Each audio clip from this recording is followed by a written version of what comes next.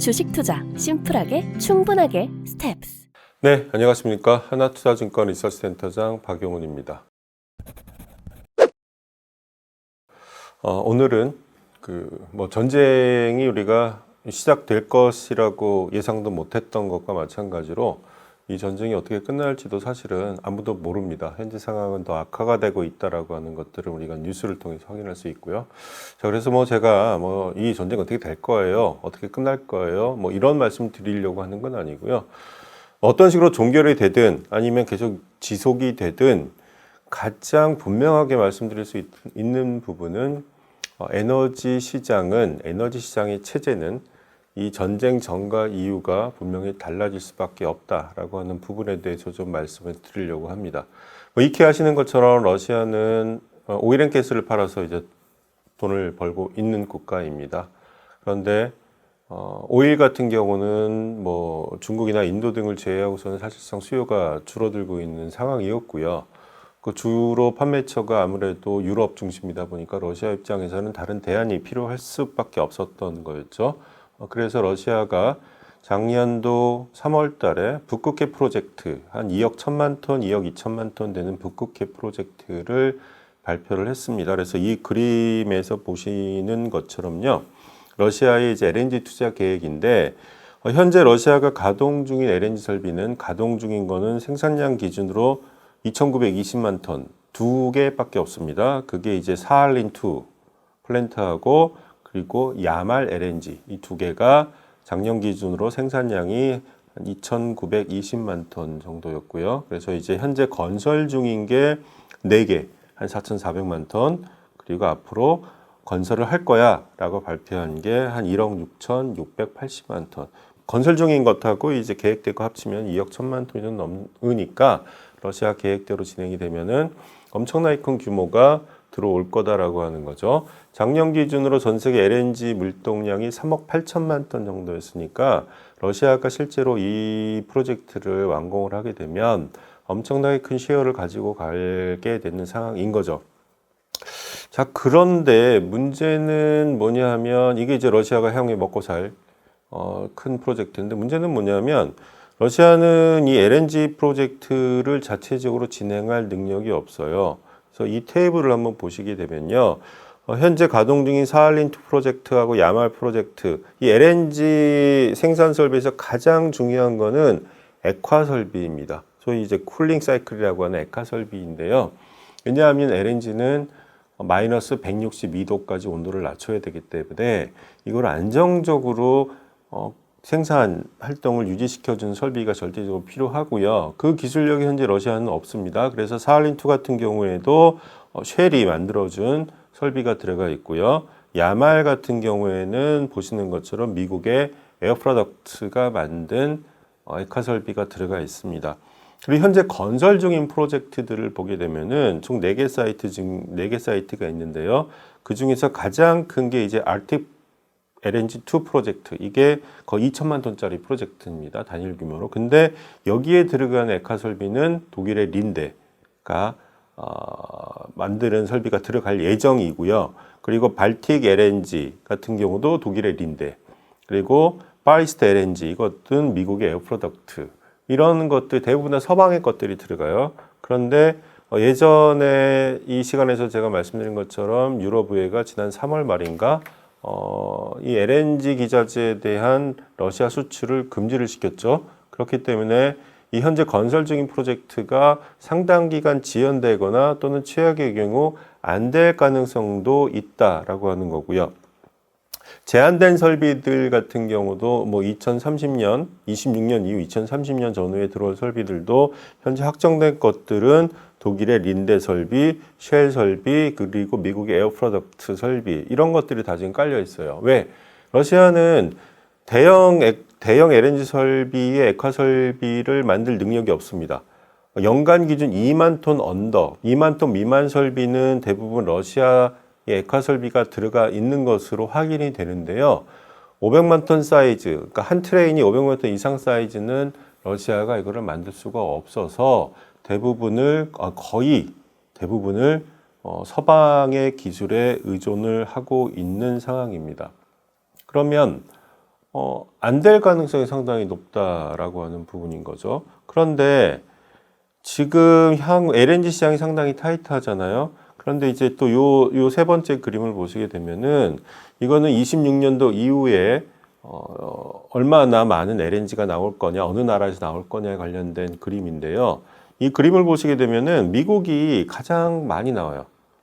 미국이 2026년도 이후에 피드 단계 프로젝트를 보게 되면 거의 한 1억 8천만 톤 정도 가까이 되고요. 그 다음에 캐나다, 러시아, 멕시코 뭐 이런 순입니다. 자, 그런데 여기서 북미 비중이 무려 78%에 달합니다. 78%. 그러면 이제 중국 입장에서는 미국에 대한 LNG 의존도를 높이는 게 상당히 부담일 수밖에 없어요. 그러다 보니까 올해 들어서 많은 뉴스들이 나오고 있지요. 일단은 러시아가 진행하는 북극 계알티 프로젝트에 있어서 중국 자본이 들어갔죠. 중국 자본이 많이 들어가 있습니다. 엑슨이나 이런 애들이 철수한 상황에서 그 지분을 중국이 떠안아갔어요. 그러니까 중국 입장에서는 미국에서 LNG를 공급받는 것보다 러시아를 통해서 공급받는 게 훨씬 매력이 있겠죠. 안정적이기도 하고요. 그리고 자기가 지분을 태울 수 있으니까. 미국에다가는 지금 지분 태운 게 없지만 러시아에다가는 LNG 프로젝트에 자기 지분을 40~50%를 태워서 하게 되면 아무리 뭐 상황이 안 좋다 하더라도 기본적으로 자산에 대한 권리는 있기 때문에 상대적으로 안정적일 수밖에 없다라고 하는 거죠. 물론 세상 어떻게 돌아갈지 모르겠습니다만 자기 지분이 있다라고 하는 거는 분명히 다른 이야기인 거죠. 자, 그리고 지난 9월 15일에는 러시아와 파키스탄이 이제 각 대통령끼리 회담을 했었죠.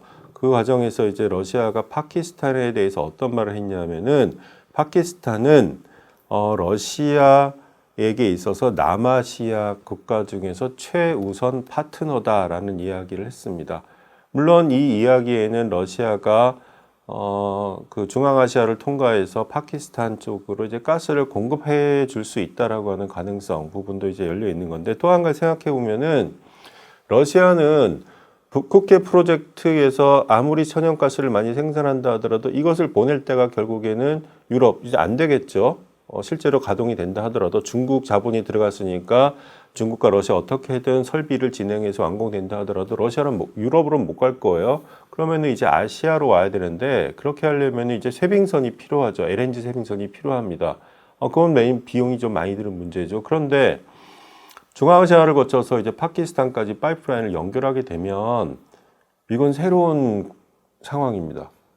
파키스탄의 남부를 갈 수 있다라고 하게 되면요, 러시아가 이제 아프리카, 그렇죠? 동아프리카 그리고 동남아시아까지 공급해줄 수 있는 역량이 돼요. 거기에 이제 최근에 또 러시아하고 인도와의 관계도 남달라지고 있죠. 왜 그러냐면 우리가 러시아가 우크라이나를 침공하고 나서 많은 전문가들이 이야기했었던 게 뭐냐면요. 러시아 원유에 대한 수입을 우리가 중단하게 되면 러시아 원유 산업은 망가질 거라고 하는 얘기를 했어요. 왜냐하면 원유 같은 경우는 생산이 지속되지 않으면 밸브를 잠가 놓을 수는 없거든요. 왜냐하면 밸브를 잠가 놓게 되면 모아뒀던 기름들이 다 분산이 됩니다. 그래서 사실 복구하기가 힘들고 비용도 많이 들고 복구가 안 될 수도 있어요. 그렇기 때문에 서방 중심으로 또는 인도나 이런 나라들이 러시아산 원유를 안 사주게 되면 러시아의 핵심인 원유 산업은 망가질 거야. 왜?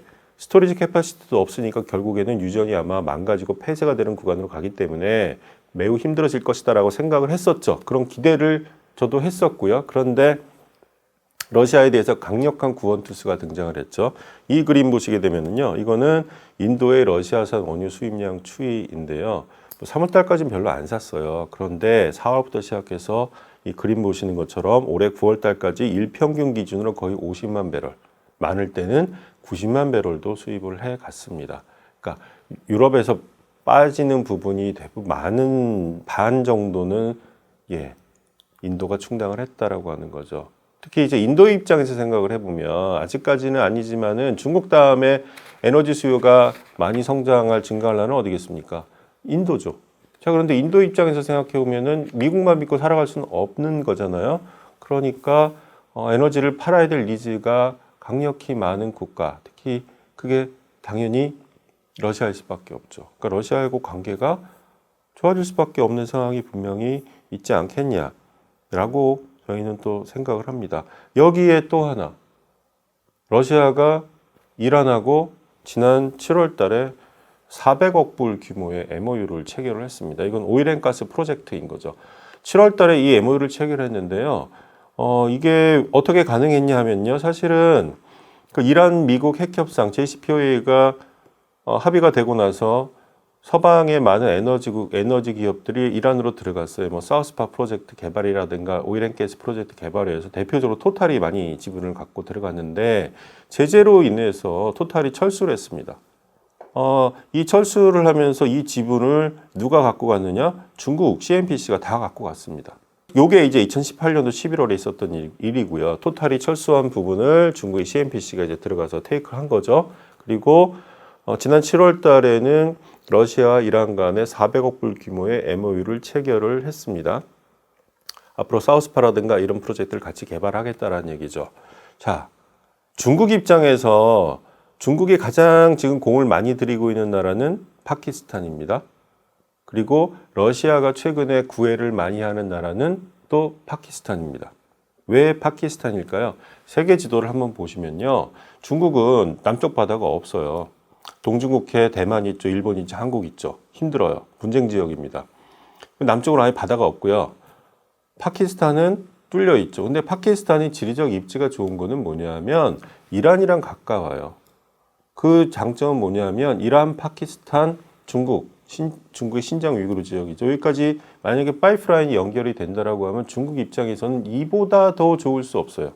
1대1로 정책의 완결판, 끝장판이 바로 이 파이프라인입니다. 공을 많이 들일 수밖에 없죠. 러시아 입장에서도 생각해 보면요. 러시아가 파키스탄과 관계, 옛날에는 두 개 사이가 원수였죠. 근데 러시아가 계속 구애를 하고 있는 거죠. 그런데 러시아가 파키스탄의 남부 지역에 대한 접근성을 얻을 수 있게 된다고 하면 러시아는 앞서 말씀드린 것처럼 동남아시아나 또는 아프리카 지역이라든가 이쪽 지역에 대한 접근력이 높아지게 돼요. 그래서 지난번에 그 상하이 협정기구라는 게 있죠. 중국, 인도, 러시아, 파키스탄이 들어가 있고 그 다음에 이제 중앙아시아 4개국이 포함되어 있는 이 상하이 협력기구에서 여기서 많은 이야기들이 오간 거예요. 파키스탄, 러시아 회담도 여기서 있었던 거고요. 자, 그래서 이제 세계 지도를 한번 놓고 생각을 해보시면요. 세계 지도 사진 여기 띄워놓을 건데요. 러시아, 이란, 파키스탄, 인도, 중국. 얘네들이 같이 뭉친다고 생각해 보십시오. 전 세계에서 가장 땅덩어리가 큰 대륙의 끝자락에 있는 애들끼리 같이 뭉친다. 그러면 이 안쪽에 있는 애들, 그리고 그 곁다리에 붙어 있는 국가들은 기분이 어떨까요? 좋지 않겠죠. 불안할 겁니다. 근데 이 가능성은 미국과 지금 러시아가 계속 강대강으로 맞붙게 되면은 그 가능성은 매우 높아질 수밖에 없어요. 그리고 러시아와 이란은 현재 기준으로 세계에서 천연가스 보유량이 가장 많은 1위와 2위 국가들입니다. 이 국가들이 서로 연결이 된다. 파이프라인이라든가 철도 이런 것들로 연결이 된다라고 하는 부분은 러시아 입장에서는 가장 강력한 그 탈출구일 수밖에 대안일 수밖에 없고요. 중국 입장에서도 러시아뿐만 아니라 이란의 에너지 우리가 사용할 수 있다라고 하는 부분은 강력한 대안일 수밖에 없고 이란도 최근에 뉴스에서 계속 보시는 것처럼 핵협상 지지부진하고 그리고 이란 내부 상황도 좋지가 않죠. 뭔가 경제적인 탈출구 활로가 필요하죠. 그런 상황에서 이란의 가스라든가 원유 등을 중국이라든가 이런 안정적으로 보내버릴 수 있다라고 하면 why not? 일 수밖에 없지 않냐라고 하는 거죠. 그래서 전쟁이 어떻게 끝날지는 저도 모르겠습니다. 언제까지 지속될지 모르겠어요. 하지만 국지전 형태로 계속 가든 아니면 지금 상황이 지속이 되든 분명한 거는 이 에너지 시장은 양분될 것이다. 가장 많이 보유한 국가인 이란과 러시아가 같이 손을 잡을 개연성 있고 향후에 가장 많은 에너지를 필요하게 될 중국과 인도가 여기에 부응할 가능성이 있고, 지리적 이점을 가지고 있는 파키스탄 입장에서는 자기 남부, 주로 이제 중국이 조차하고 있는 지역이 파키스탄 남부 이제 과다르 항구라고 하는 곳인데, 이쪽 지역을 열어주게 되면 파키스탄 입장에서도 물류기지의 역할을 할 수가 있다라고 하는 부분도 있거든요. 물론 이게 우리한테는 뭐 애매하죠. 사실 이게 세계지도 이렇게 놓고 보면은 근심과 걱정이 많이 생길 수밖에 없는 상황인데요. 하여간 저는 앞으로 이런 식으로 세상이 좀 진행이 되지 않을까. 저들 4개 나라는 좀 그렇게 생각을 합니다. 오늘도 역시 약간 우울한 얘기를 또 전해드리게 됐네요.